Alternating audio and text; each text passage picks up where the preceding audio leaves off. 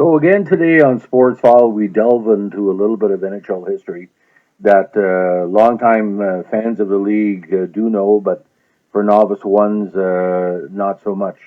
We're going to talk about probably one of the most interesting goalies of the 1970s, Gilles Gratton, also known as Grattouni the Looney, one of the most diverse intellectual backstops of the 1970s WHA and marginal NHL era.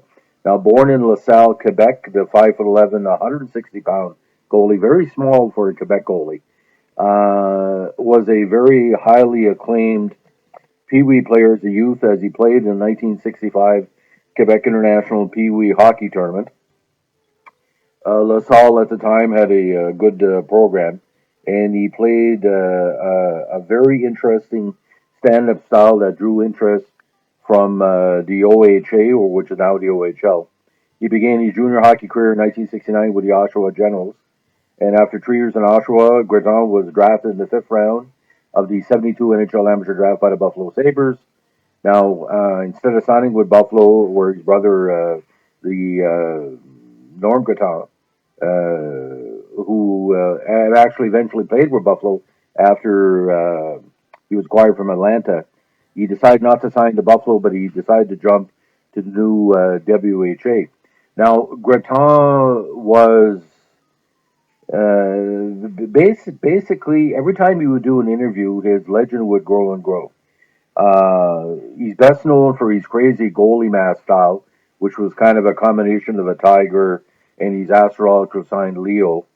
And he said, I got the idea for the goalie mask from the National Geographic magazine because he thought it was more tigerish than Linus. Um, Allegedly, he would live up to the feline image on the ice. He would growl at opposing players and would sometimes hiss like a cat during a fight, allegedly, supposedly. But where this is where he got pretty wacky. He had an eccentric personality. He believed in reincarnation. He believed in speaking what he thought, and most times he was a talented player. But like I said, with all the craziness he was speaking, often drew away from his talent. Uh, Now, it started really with an interesting incident. He started throwing insults towards the fans after a series between San Diego and the Ottawa Nationals, who he signed in '93. Now, legend has it that Gratton once told his teammates that he was not of this world or this era. He was actually a reincarnated soldier from the Spanish Inquisition. And he also said publicly that he believed in another previous existence. He was an executioner who had, stoned people to death, and thus was fated to be a goalie as punishment, which is pretty weird. You're not talking like Gary Smith, showering between periods, or Patrick Roy talking to his post and winking at players. When he played with the Ottawa Nationals, it was pretty quiet, but he went to the Toros. This is where his legend started to build. Not only was acting crazy on a regular basis, he made Team Canada in 1974 against the Russians, and he was their number three goalie. He played in warm-up games against Finland, Czechoslovakia, and allegedly, and I barely could see it, he played very briefly in Game 3 of the series against the Soviet Union. Now, allegedly, again, when he was with the Toros, he said once he didn't want to play because the moon was in the wrong part of the sky, and he felt his astrological sign wasn't lined up correctly. And he later stated he did it not because of that, because the very excellent head coach Billy Harris had been fired. Now, actually, his goalie mask has stayed. NHL legend is actually voted as the sixth scariest goalie mask in the history of the NHL by the Hockey News. I didn't find the mask scary. I found the mask sort of, bizarre, very bizarre. But what's kind of bizarre here, if you look at his stats with the Oshawa Generals, he was giving up upwards of 5 goals a game. One season, he it was literally 5.0. when he got in the WHA, he needed that extra goal style of the WHA for him to win, and he won a lot of games. He won over 80 games in the WHA.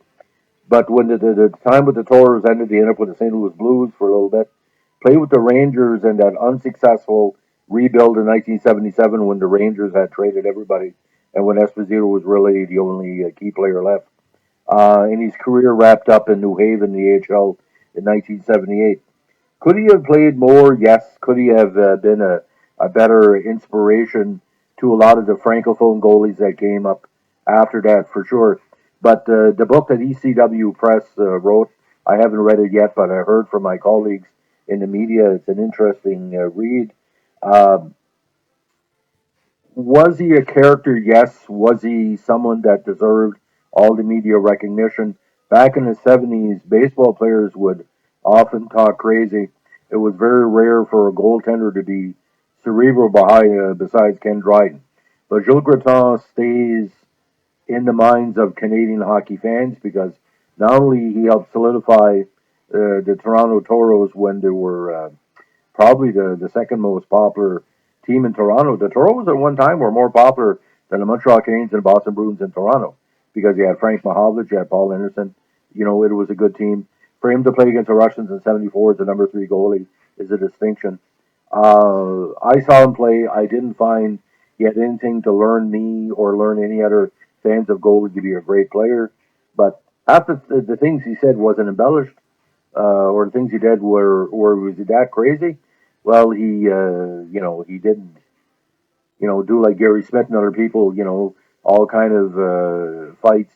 He was no Ron Hextall. Ron Hextall would verbally and physically attack his opponents.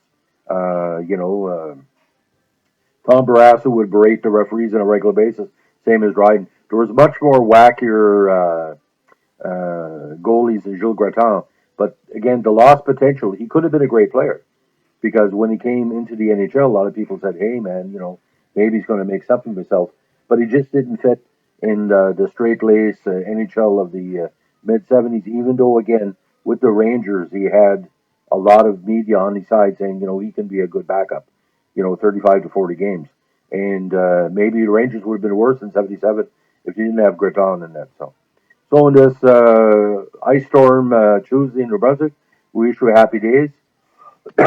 Just remember, if you like hockey books or books in general about sports, ECW Press out of Ontario, great choice. Have a good day. Bye.